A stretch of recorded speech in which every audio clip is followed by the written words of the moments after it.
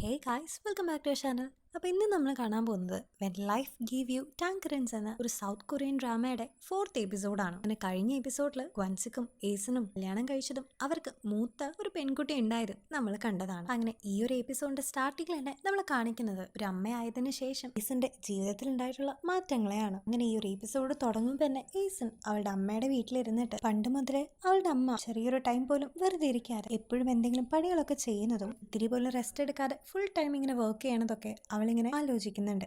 ഇതേ സമയത്തേക്ക് അവളുടെ സ്റ്റെപ്പ് മദർ അങ്ങോട്ടേക്ക് വന്നിട്ട് അവളോട് വിശേഷങ്ങളൊക്കെ ചോദിക്കുന്നുണ്ട്. മാത്രമല്ല, അവളിപ്പോ അവളുടെ അനിയത്തിക്കും അനിയനും വേണ്ടിയിട്ട് കുറച്ച് കാര്യങ്ങളൊക്കെ ആ ഒരു വീട്ടിൽ ചെയ്തിട്ട് അവളുടെ സ്റ്റെപ്പ് മദറിനെ ഹെൽപ്പ് ചെയ്യുന്നതിന്റെ ഇടയിൽ അവളുടെ സ്റ്റെപ്പ് മദർ ഇപ്പൊ അവളുടെ അടുത്ത് ശരിക്കും അവൾക്ക് ഏസനോട് ഒരു ദേഷ്യമില്ലെന്നും മാത്രമല്ല ഗ്വൻസിക്കിന്റെ വീട്ടിൽ അവന്റെ പാരന്റ്സ് അവളെ നന്നായിട്ട് ട്രീറ്റ് ചെയ്യണില്ലെന്നും എനിക്കറിയാമെന്നും അതുകൊണ്ട് നിനക്ക് ആരോടെങ്കിലും എപ്പോഴെങ്കിലും എന്തെങ്കിലും സംസാരിക്കണമെന്നുണ്ടെങ്കിൽ എന്റെ അടുത്തേക്ക് വന്നോളാനും ആ ഒരു സ്റ്റെപ്പ് മദർ ഇപ്പൊ ആവശ്യപ്പെടുന്നുണ്ട്. കൂടാതെ ഓൾറെഡി യൂസ്ഡ് ആയിട്ടുണ്ടായിരുന്ന സൈക്കിളും ഇപ്പൊ അവളുടെ സ്റ്റെപ്പ് മോം അവൾക്ക് കൊടുത്തിട്ട് അത് മിയോങ് എന്ന് പറഞ്ഞ ഏസന്റെ മൂത്ത മകൾക്ക് കൊടുക്കാനായിട്ട് ആവശ്യപ്പെടുന്നുണ്ട്. മാത്രമല്ല, ഈ ഒരു സമയത്ത് തന്റെ വിധി ഒരു സെർവന്റ് ആവാനായിട്ടായിരിക്കുമെന്ന് ഏസൻ പറയുമ്പോൾ ശരിക്കും നിന്റെ വിധി അങ്ങനെയല്ലെന്നും ഇത് മറ്റുള്ളവരെ നീ അത്രമാത്രം കെയർ ചെയ്യുന്നതുകൊണ്ടും അവരുടെ കാര്യങ്ങളൊക്കെ ശ്രദ്ധിക്കുന്നതുകൊണ്ടാണ് നിനക്ക് അങ്ങനെ തോന്നുന്നതെന്ന് പറഞ്ഞിട്ട് അവളുടെ സ്റ്റെപ്പ് മദർ ഇപ്പോൾ അവളെ സമാധാനിപ്പിക്കുന്നുണ്ട്. ഇത് കേൾക്കുന്ന ഏസൻ ഒരു സൈക്കിൾ തന്നതിന് പകരമായിട്ട് അവർക്ക് കുറച്ച് ചോളങ്ങളൊക്കെ കൊടുത്തിട്ട് അവിടെ നിന്ന് പുറപ്പെടുന്നുണ്ട്. അതേ സമയത്ത് നമ്മളെ ഗ്വൻസിക്കിന്റെ ഫാമിലിയെ കാണിക്കുകയാണെങ്കിൽ അവരിപ്പോൾ അത്രയും നല്ല രീതിയിലല്ല ജീവിച്ചുകൊണ്ടിരിക്കുന്നതെന്ന് നമുക്ക് മനസ്സിലാകാം. മാത്രമല്ല, ഗ്വൻസിക്കിന് കൂടുതൽ പഠിച്ച് ഒരു ജോലിയൊന്നും നേടാൻ പറ്റാത്തതുകൊണ്ട് അവനിപ്പോ കടലിലേക്ക് മീൻ പിടിക്കാൻ പോകുന്ന ഒരു ജോലിയാണ് ചെയ്തു വന്നുകൊണ്ടിരിക്കുന്നത്. ഈ സമയത്ത്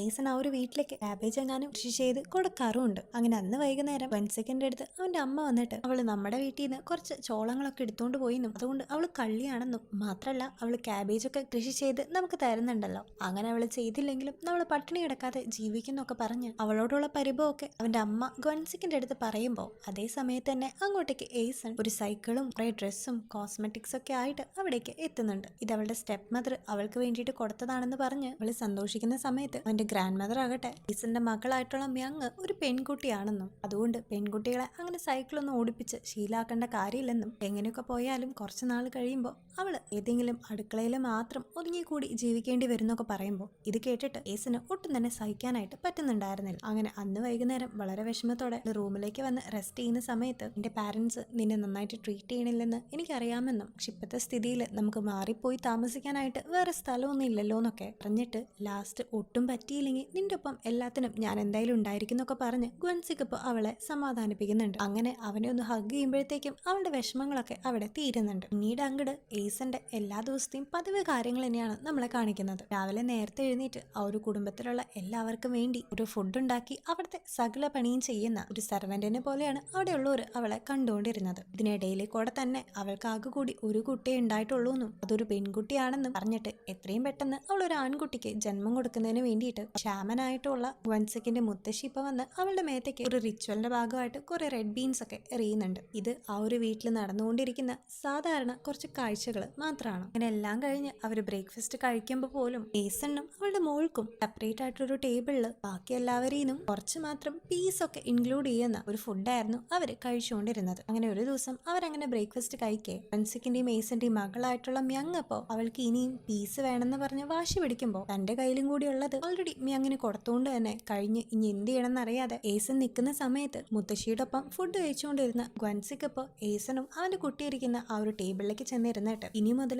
ഞാൻ എന്റെ ഭാര്യയുടെയും മകളുടെ ഒപ്പമാണ് ഇരുന്ന് ഫുഡ് കഴിക്കുന്നതെന്ന് പറഞ്ഞ് അവന്റെ പാത്രത്തിൽ ഉണ്ടായിരുന്ന കൂടുതൽ പീസൊക്കെ ഇപ്പോൾ അവന്റെ മകൾക്ക് ഇട്ടു കൊടുക്കുന്നുണ്ട്. അന്നത്തെ കാലത്ത് ഈ ആൺകുട്ടികൾക്ക് കൂടുതലായിട്ടുള്ള ട്രീറ്റ്മെന്റ് കൊടുത്തു വരുന്നത് പതിവായിട്ടുണ്ടായിരുന്ന ഒരു കാര്യം ആയതുകൊണ്ട് തന്നെ ഇത്രയധികം വിഷമവും സങ്കടമൊക്കെ ഉണ്ടെങ്കിലും എല്ലാം കടിച്ചു പിടിച്ച് ഗ്വൻസിക്കിന് വേണ്ടി സഹിച്ചു നിൽക്കുകയാണ് ഏസൻ. മാത്രമല്ല, കഴിഞ്ഞ ദിവസം ഏസൻ വന്നിട്ട് എന്റെ മകൾക്ക് സൈക്കിൾ കൊടുക്കണ്ടെന്ന് മുത്തശ്ശി വാശി പിടിച്ചതിന്റെ പേരില് തങ്ങളുടെ മകളെ അങ്ങനെ അടുക്കളയിലിട്ട് നിർത്തി അവളുടെ ഭാവി കളയാനായിട്ട് സമ്മതിക്കരുതെന്നും അവളെ എന്ത് വില കൊടുത്തും സൈക്കിൾ ഓടിക്കാനായിട്ട് പഠിപ്പിക്കണമെന്നും ഏസൻ പറഞ്ഞതിന്റെ ആ ഒരു റിസൾട്ട് ആയിട്ട് അങ്ങനെ വേണ്ടിയിട്ട് അവൻ പുതിയൊരു സൈക്കിളും വാങ്ങിച്ച് മുറ്റത്ത് വെച്ചിട്ടുണ്ടായിരുന്നു. അങ്ങനെ ഏസൻ ആ ഒരു വീട്ടിലുള്ള പണികളെല്ലാം വളരെ കഷ്ടപ്പെട്ട് ചെയ്യുമ്പോൾ അതിലേറെ കഷ്ടപ്പെട്ട് ആ ഒരു കുടുംബത്തിലുള്ള എല്ലാവരുടെയും കാര്യം നോക്കിക്കൊണ്ടിരിക്കുകയായിരുന്നു ഗ്വൻസിക്കും. ഇന്ന് അവൻ ജോലിക്ക് പോകും മുമ്പ് പണിയെടുക്കുന്നതിന്റെ ഇടയിൽ അത്രമാത്രം ടയേർഡായിട്ടും ജോലിക്ക് പോകുന്ന അവനെ നോക്കി അവന് വളരെ സന്തോഷത്തിൽ തന്നെ ടാറ്റ കൊടുത്തുകൊണ്ടിരിക്കുന്ന ഏസന്റെ മുഖം എത്ര നോക്കിയിട്ടും മതിയാകാതെ വീണ്ടും വീണ്ടും അവൻ നോക്കിക്കൊണ്ട് ഇരിക്കുന്നുണ്ട്. ഒരു പക്ഷേ ഇത്രയധികം കഷ്ടപ്പാടുകളിലും അവനെ നോക്കിയിട്ടുള്ള നിഷ്കളങ്കമായിട്ടുള്ള ആ ഒരു ചിരി അവൻ അത്രമാത്രം ആശ്വസിപ്പിക്കുന്നുണ്ടായിരിക്കും. ഇതേ സമയത്ത് ഏസനാകട്ടെ എന്റെ ജീവിതം ഇങ്ങനെ അടുക്കളയിൽ നിന്ന് പോയെങ്കിലും എന്റെ മകൾക്കെങ്കിലും ഏറ്റവും ബെസ്റ്റ് കൊടുക്കണമെന്നും അവളെ പഠിപ്പിച്ച് നല്ലൊരു രീതിയിലാക്കണമെന്നും അവളും ആഗ്രഹിച്ചിരുന്നു. അവിടുന്ന് സീൻ കട്ട് ചെയ്ത് ഇപ്പൊ പ്രസന്റ് കാണിക്കുകയാണെങ്കിൽ ഏസൻ ആഗ്രഹിച്ചിരുന്നത് പോലെ തന്നെ മ്യങ് വളർന്ന് നന്നായി പഠിച്ച് ഇപ്പൊ നല്ലൊരു ജോലിയും അവൾക്ക് കിട്ടിയിട്ടുണ്ടായിരുന്നു. അങ്ങനെ ഒരു ദിവസം മ്യങ്ങിന്റെ ബോയ് ഫ്രണ്ടിന്റെ അമ്മേനെ അവൾ കാണാനായിട്ട് പോയിട്ട് അവരുമായിട്ട് സംസാരിക്കുമ്പോൾ അവളുടെ ബോയ് ഫ്രണ്ടിന്റെ അമ്മ ഓൾറെഡി നല്ലൊരു റിച്ച് ബാക്ക്ഗ്രൗണ്ടിൽ നിന്ന് വന്നതും ഒരു പൊളിറ്റീഷ്യനും കൂടി ആയതുകൊണ്ട് നിങ്ങളുടെ മാരേജിന് ശേഷം അവളോട് ജോലിക്ക് പോകണ്ടെന്ന് ആവശ്യപ്പെട്ടിട്ട് ഞങ്ങളുടെ മരുമകള് ജോലിക്ക് പോയിട്ട് കിട്ടുന്ന പൈസ കൊണ്ട് ഞങ്ങൾക്ക് ജീവിക്കേണ്ട ഒരു ഗതികേട് വന്നിട്ടില്ലെന്നും അതുകൊണ്ട് എന്റെ മകനുമായിട്ടുള്ള കല്യാണം കഴിഞ്ഞു കഴിഞ്ഞാൽ അവന്റെ പിള്ളേരെ നോക്കി ഒരു ഹൗസ് വൈഫായിട്ട് വീട്ടിലിരുന്നോളാനായിട്ട് അവളോട് പറയുമ്പോൾ അത് കേട്ട് മ്യങ് ആകെ തന്നെ ഇറിറ്റേറ്റഡ് ആയിട്ട് ആ ഒരു റിലേഷൻഷിപ്പ് തന്നെ അവിടെ വെച്ച് ഉപേക്ഷിക്കുന്നുണ്ട്. അങ്ങനെ തിരിച്ച് അവള് വീട്ടിലെത്തിയതിനു ശേഷം തന്നെ അവള് ബോയ് ഫ്രണ്ടിനെ വിളിച്ച് കാര്യം പറഞ്ഞ് ഒഫീഷ്യലായിട്ട് ഒരു ബ്രേക്കപ്പ് ചെയ്യുന്നുണ്ട്. അതിനുശേഷം പുറത്തേക്ക് ഇറങ്ങുമ്പോൾ അവളുടെ മുഖം ആകെ അപ്സെറ്റ് ആയിട്ട് ഇരിക്കുന്ന കണ്ടിട്ട് ഏസനപ്പോൾ അവളുടെ അടുത്ത് ശരിക്കും എന്താ നിന്റെ പ്രശ്നമെന്നും ജോലി നിനക്കിപ്പോൾ ഇത്രയും ടെൻഷനും സ്ട്രെസ്സൊക്കെ തരുന്നുണ്ടെങ്കിൽ അത് ഉപേക്ഷിച്ചോളാനും പറയുമ്പോൾ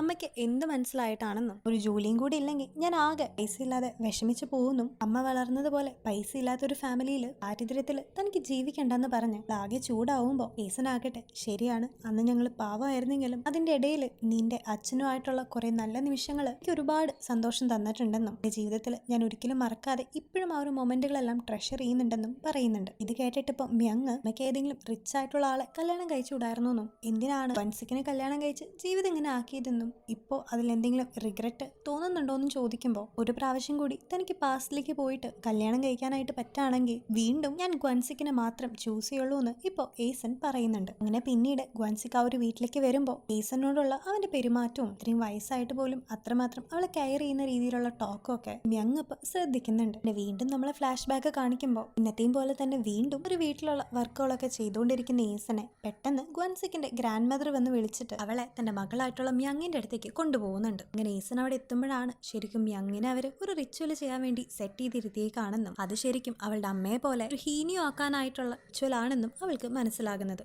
ഇത് കണ്ടിട്ട് ആകെപ്പാടെ ദേഷ്യം വന്നിട്ട് ഏസൻ വേഗം തന്നെ ആ ഒരു ഹാളിലേക്ക് ചെന്ന് അവിടെ അറേഞ്ച് ചെയ്ത് വെച്ച് എല്ലാം തന്നെ തട്ടിത്തെറിപ്പിച്ച് കളയുന്നുണ്ട്. ഇത് കണ്ട് വളരെ ദേഷ്യപ്പെട്ട് വൻസിക്കിന്റെ മുത്തശ്ശിയും അമ്മയും കൂടി വളരെയധികം ദേഷ്യപ്പെട്ട് അവൾക്കെതിരെ സംസാരിക്കുമ്പോൾ ആദ്യമായിട്ട് അവരുടെ മുമ്പിൽ വെച്ച് അവൾ എതിര് പറയുന്നുണ്ട്. തന്റെ അമ്മ വെറും 30 വയസ്സായിരുന്നപ്പോൾ മരിച്ചു പോയത് ഇതുപോലെ കടലിൽ മീൻ പിടിക്കാൻ പോയിട്ടാണെന്നും അത് കാരണം കൊണ്ടാണ് അമ്മയ്ക്ക് അംഗീഷൊക്കെ വന്ന് അമ്മ മരിച്ചു പോയെന്ന് ഇപ്പോൾ പറയുന്നുണ്ട്. മാത്രമല്ല തന്റെ ജീവിതകാലം ഫുള്ള് അമ്മ തന്റെ അടുത്ത് ഒരിക്കലും ഒരു ഹീനിയോ ആവരുത് എന്നാണ് പറഞ്ഞിട്ടുള്ളതെന്നും ഇനിയിപ്പോ ഞാൻ എന്റെ മകളെ ഒരു ഹീനിയോ ആക്കണമെന്ന് നിങ്ങൾ പറഞ്ഞു ഞാൻ എങ്ങനെ അതിന് സമ്മതിക്കുന്നു അവളിപ്പോ അവരോട് ചോദിക്കുന്നുണ്ട്. ഈ ഒരു സമയത്ത് നിന്റെ മകളെങ്കിലും ഈ ഒരു വീട്ടിലേക്ക് ഇത്തിരി പൈസ കൊണ്ടുവരാൻ വേണ്ടിയിട്ടാണ് ഞാൻ ഇങ്ങനെ ചെയ്തതെന്ന് ഒരു മുത്തശ്ശി പറയുമ്പോൾ ഇതെന്റെ മകളാണെന്നും അല്ലാതെ നിങ്ങൾക്ക് പൈസ കൊണ്ടുതരുന്ന ഏജന്റ് അല്ലെന്നും പറഞ്ഞ് അവള് തർക്കിക്കുമ്പോൾ ദേഷ്യം വന്നിട്ട് ഗ്വൻസിക്കിന്റെ അമ്മ അവളുടെ മുഖത്ത് അടിക്കുന്നുണ്ട്. അങ്ങനെ വീണ്ടും വീണ്ടും ഈ ഒരു ഫാമിലിയിലുള്ള ട്രഡീഷൻ തെറ്റിച്ച് നിങ്ങൾക്ക് എതിര് പറയാനായിട്ട് നിനക്ക് എങ്ങനെ ധൈര്യം വന്നു എന്ന് പറഞ്ഞ് അവർ രണ്ടുപേരും കൂടി അവളെ ചീത്ത പറഞ്ഞ് ഇന്നാളും ഈ ഒരു വീട്ടിൽ താമസിക്കാൻ സമ്മതിച്ചു തന്നെ എന്തോ നിന്റെ ഭാഗ്യാണെന്നൊക്കെ പറഞ്ഞ് അവളെ പറ്റി അനാവശ്യമായിട്ട് ഭയങ്കരമായിട്ട് ഡീഗ്രേഡ് ചെയ്ത് സംസാരിക്കുന്നത് കേട്ടിട്ട് തന്നെ ഗ്വൻസിക്ക് അങ്ങോട്ടേക്ക് വരുന്നുണ്ട്. എന്റെ മുമ്പിൽ വെച്ച് തനിക്ക് ഏറ്റവും പ്രിയപ്പെട്ട തന്റെ ഭാര്യയെ സ്വന്തം അമ്മയായാലും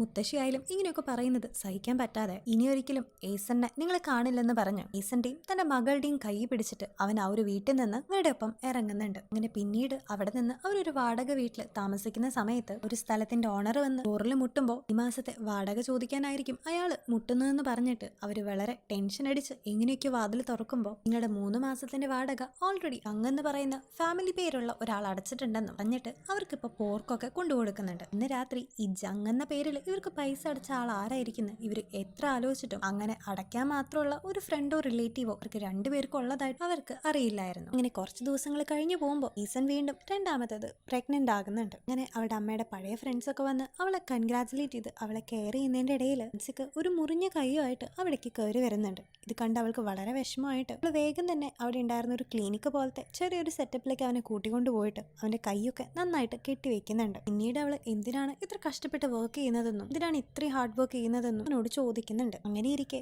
ഓരോ ദിവസം കഴിയും തോറും വൻസിക്ക് നൈറ്റ് വീട്ടിലേക്ക് വരുമ്പോൾ കൂടുതൽ ടയേർഡായിട്ട് വരുന്നതും ഫുഡ് പോലും കഴിക്കാതെ അവൻ മയങ്ങി ഉറങ്ങി പോകുന്നതും അടുത്തായിട്ട് അവന്റെ ഫിസിക്ക് തന്നെ ചേഞ്ച് ചെയ്തതും ഈസൺ ശ്രദ്ധിക്കുന്നുണ്ട്. അങ്ങനെ ഇരിക്കെ ഒരു ദിവസം രാത്രി അവൻ എന്തോ ട്രബിൾ ഉണ്ടെന്ന് മനസ്സിലാക്കിയിട്ട് അവൾ അവന്റെ ടീഷർട്ടൊക്കെ എടുത്ത് പൊന്തിച്ചു നോക്കുമ്പോൾ ആരോ അവൻ ഉപദ്രവിച്ചതായിട്ട് പുറമേയും കാലിലൊക്കെ പാടുകൾ കാണുന്ന അവൾക്ക് എന്തോ ഒരു സ്പെല്ലിംഗ് മിസ്റ്റേക്ക് തോന്നുന്നുണ്ട്. പക്ഷെ ഗ്വൻസിക്ക് ആകട്ടെ ചിലപ്പോൾ ഏസൻ വിഷമിക്കണ്ടെന്ന് കരുതിയിട്ടായിരിക്കും ഈ കാര്യങ്ങളൊന്നും തന്നെ അവളുടെ അടുത്ത് പറഞ്ഞിട്ടുണ്ടായിരുന്നില്ല. അങ്ങനെ പിറ്റേ ദിവസം മുതൽ അവള് കുറച്ചും കൂടി നേരത്തെ എഴുന്നേറ്റ് അവന് വേണ്ട ഫുഡൊക്കെ ഉണ്ടാക്കിയിട്ട് അവൻ പോകുമ്പോൾ അവന്റെ ഒപ്പം പോയി അവനോട് ടേക്ക് കെയർ ചെയ്യാനൊക്കെ പറഞ്ഞ് കുറച്ചും കൂടി അവളുടെ ഫീലിങ്സ് എല്ലാം എക്സ്പ്രസ് ചെയ്ത് അവന് മുമ്പിൽ ചിരിച്ചു നിൽക്കുമ്പോൾ അത് കാണുന്ന ഗ്വൻസിക്കിന് സന്തോഷമാവുന്നുണ്ടെങ്കിലും എന്തൊക്കെയോ അവനുള്ളിൽ ബേർഡൻ ആയിട്ടുണ്ടെന്ന് അവന്റെ മുഖം കാണുമ്പോൾ നമുക്ക് മനസ്സിലാവും. അങ്ങനെ ഇരിക്കുകയാണ് ഗ്വൻസിക്ക് ഇപ്പോൾ വർക്ക് ചെയ്യുന്നത്. കഴിഞ്ഞ എപ്പിസോഡിൽ നമ്മൾ കണ്ട ഈസന്റെ ആ ഒരു ബ്ലൈൻഡ് ഡേറ്റിന് വന്ന അയാളുടെ ഒപ്പമാണെന്നും അയാളാണ് ആ ഒരു ഷിപ്പിന്റെ ക്യാപ്റ്റൻ എന്നും മനസ്സിലാക്കിയിട്ട് ഏസൻ ഇപ്പം നേരെ ഒരു ഗിഫ്റ്റുമായിട്ട് അയാളുടെ ഭാര്യയുടെ അടുത്ത് ചെന്നിട്ട് തന്റെ ഹസ്ബൻഡിന് വേണ്ടി ഒന്ന് സംസാരിച്ച് തന്റെ ഹസ്ബൻഡിനെ ഉപദ്രവിക്കരുതെന്ന് അയാളുടെ അടുത്ത് പറയാനായിട്ട് റിക്വസ്റ്റ് ചെയ്യുമ്പോൾ ആ ലേഡിയുടെ മേത്തെ പാടും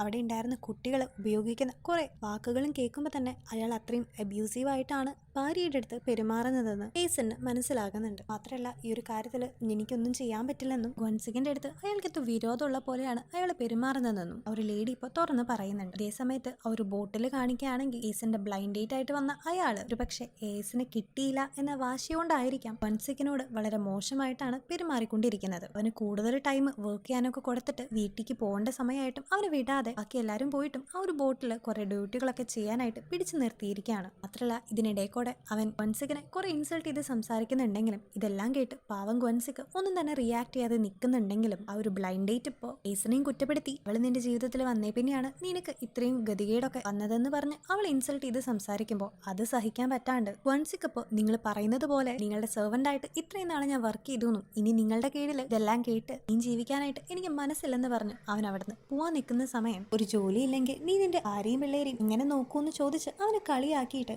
ഇപ്പൊ ആ ഒരു ബ്ലൈൻഡ് ഡേറ്റ് അങ്ങനെ കാലുമിട്ട് ഒന്ന് കൊടുക്കുന്നുണ്ട്. ഇതേ സമയത്ത് ഇതെല്ലാം കണ്ടുകൊണ്ട് ദൂരെ നിന്ന് ആ ഒരു ബ്ലൈൻഡ് ഡേറ്റിനെ തെറി വിളിച്ചുകൊണ്ട് ഓടി വരുന്നുണ്ടായിരുന്നു ഏസൺ. ഇതേ ടൈമിൽ ഫ്ലാഷ് ബാക്കിൽ ഇങ്ങനെ പല അവസരങ്ങളിലായിട്ട് ഗ്വങ് ട്രബിൾഡ് ആവുമ്പോൾ അപ്പോഴൊക്കെ ഏസൺ അവന്റെ അടുത്തേക്ക് ഇങ്ങനെ ഓടി വന്നതും അവനെ രക്ഷിച്ചു കൊണ്ടുപോകുന്നതും നമ്മളെ കാണിക്കുന്നുണ്ട്. പിന്നെ പിന്നീട് ഏസൺ വന്നിട്ട് വൻസിക്കിന്റെ കൈയും പിടിച്ച് അവനെ അവിടെ നിന്ന് കൊണ്ടുപോയിട്ട് അയാളെ വീണ്ടും ഇവർ ഇൻസൾട്ട് ചെയ്യുമ്പോൾ ഓടിപ്പോയിട്ട് അയാളുടെ കാലിനിട്ട് ഒന്ന് കൊടുത്തിട്ട് നിങ്ങളുടെ കീഴിൽ ജോലി ചെയ്യുന്നത് ഞങ്ങൾ ഇവിടെ നിന്ന് ക്വിറ്റ് ചെയ്യാണെന്നും നിങ്ങളെപ്പോലെ ഒരു ഗാർബേജിന്റെ ഒപ്പം ജോലി ചെയ്യേണ്ടവനല്ല വൻസിക്കെന്നും പറഞ്ഞ് അവനെ സമാധാനിപ്പിച്ച് അവൾ അവന്റെ കൈയും പിടിച്ച് അതിൽ കൂടെ നടന്നു പോകുമ്പോൾ വീണ്ടും പ്രസന്റിലും മിഡിൽ ഏജ്ഡ് ആയിട്ട് ഇരിക്കുന്ന ഗ്വൻസിക്കും ഏസനും ഇതുപോലെ തന്നെ കൈ പിടിച്ച് ഇന്നത്തെ പോലെ തന്നെ സ്നേഹത്തിലും കെയറിങ്ങിലും ഇപ്പോഴും അവരുടെ റിലേഷൻഷിപ്പ് മുമ്പോട്ട് കൊണ്ടുപോകുന്നതും കാണിച്ച് ഇന്നത്തെ എപ്പിസോഡ് ഇവിടെ എൻഡ് ചെയ്യാണ്. സോ ഗൈസ്, അങ്ങനെ നമ്മുടെ ഗ്വൻസിക്കിന് ആകെ കൂടി ഉണ്ടായിരുന്ന ഒരു ജോലി ഇപ്പോൾ നഷ്ടപ്പെട്ടിരിക്കുകയാണ്. ഇനി എന്തൊക്കെ ചാലഞ്ചസ് അവർ ഫേസ് ചെയ്യേണ്ടി വരുന്ന അടുത്ത എപ്പിസോഡിൽ കൂടെ നമുക്ക് കാണാം. സോ ഈ ഒരു വീഡിയോ ഒക്കെ ഇഷ്ടപ്പെടുകയാണെങ്കിൽ ഞങ്ങളുടെ ചാനൽ സബ്സ്ക്രൈബ് ചെയ്യാനും വീഡിയോ ലൈക്ക് ചെയ്യാനും ആരും മറക്കരുത്. So until the next video, take care and by.